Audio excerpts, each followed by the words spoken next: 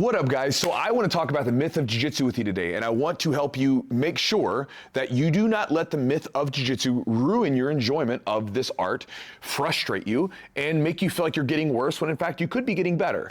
Now, what am I talking about myth of Jiu-Jitsu? Well, let's think about a couple things first. So first off, we know that in Jiu-Jitsu, when we come into it, any combat sport for that matter, certain things give us a physical advantage over someone.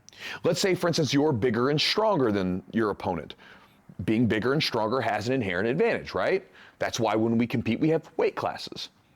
Also, if you're, significantly younger, that gives you an advantage. So let's say that, you have a 50-year-old and you have a 20-year-old. Both have relatively equal skill and knowledge, but yet the other one's 20. That's going to give that person an advantage because now they can move a lot more. Their cardiovascular output can be higher potentially. They will recover faster potentially. They have an inherent advantage for being younger. Youth has some advantages to it, doesn't it? And then we know that men and women have differences. And if you're a man coming into a combat sport, you're typically going to have a physical advantage over most women that you go with, right? But then when we come into Jiu-Jitsu, they tell us that technique conquers everything, that no matter what physical abilities or attributes the person has, you can overcome them. Now, it makes for a great selling point, and many of us got sold on that. But I think that when you come into it and you start to train, you realize that there is a threshold to that. Technique is definitely king, and you want to make your technique as good as possible, as best you can, but physicality matters. Physical attributes matter. They're important. Now, why am I bringing this up with you? Well, because I'm looking at a question that I got today. It's from a 45-year-old purple belt woman who's struggling because she's getting, rolling with people and she's not able to use her techniques, right? Now, I asked her, I said, okay, because I've gotten this asked question from so many different people. It's been asked in so many different ways, big, small, young, old. I've had this question from white belt to black belt. So it's not just like a 45-year-old woman problem, right? This is an all over the belt, all over the spectrum problem. And I asked her, I said, okay, what happens when you roll with women, say like close to you, maybe in your 40s, who are around the same weight as you? And same age. And she said, oh, I have no problem. I feel fine, okay. So then I asked her, it's like, well, what happens if you maybe go up a little bit in skill, like one of the brown belts or black belts? And she says, well, I can hang in there with them. Okay. I was like, well, then you're right where you need to be. And she said, well, I just feel like, I'm rolling with these big guys, these 200-pound guys. I just feel like I should be able to do more with them, but I'm just stuck. And so again, there's the rub, right?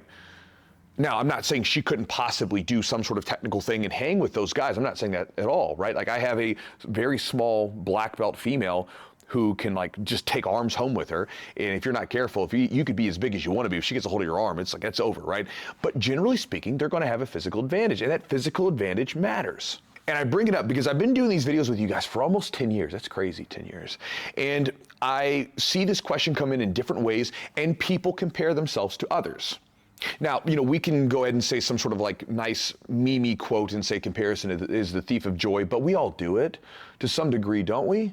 It's just ingrained in us. We're kind of constantly looking around at other people and trying to calibrate where we are with whatever we're doing. We just do it naturally.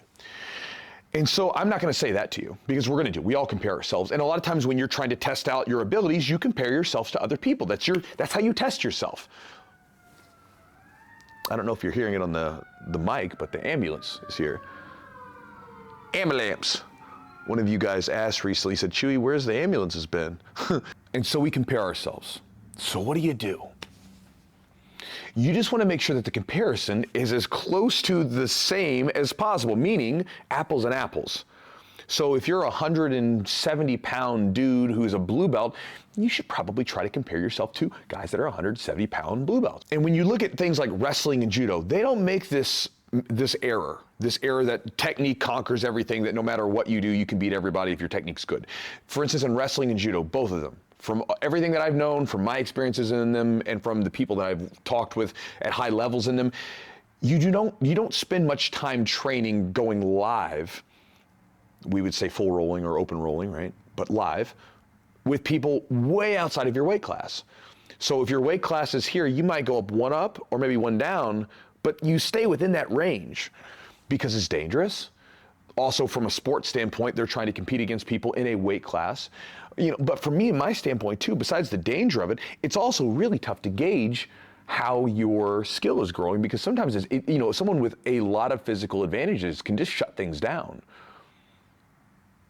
When I roll with my student, Brandon Reed, he has some advantages over me. Now, I have some over him, such as technical ability, but he has some advantages over me. He's bigger, he's stronger, he's faster, he's younger.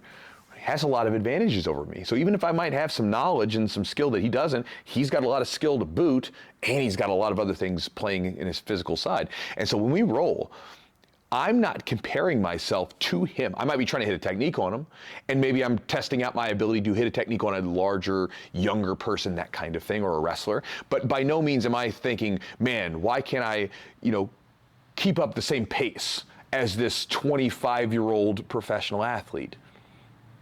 It's not a smart idea.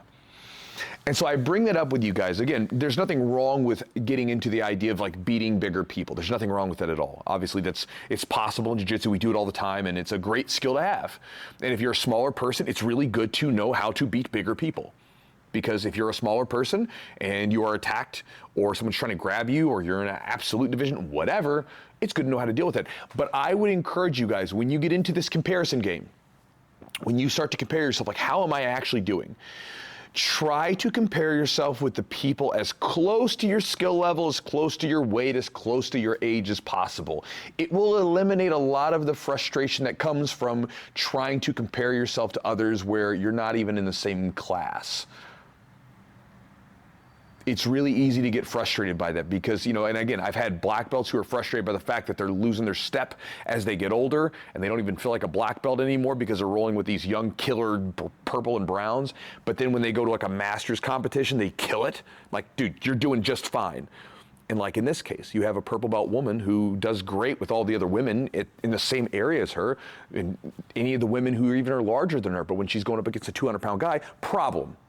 And again, it gets back to the myth of jiu-jitsu that, technique is all that matters and strength and size doesn't, and it's BS. And so, take the little idea from judo and wrestling, right? Like, you can train with whoever you want to. I like that in jiu-jitsu. We mix it all up, and we train with everybody, and we have all these different flavors of jiu-jitsu. But when it comes to actually testing yourself, how am I doing? How is this working? All that stuff, close to the same as possible. Keep it like that, and that will probably help out some of you guys who struggle with that. And so that's my answer to a bunch of your guys' questions. I'll send you these the link to this video in the email because I got a couple of them recently, and hope you guys are doing well, and I'll talk to you next time.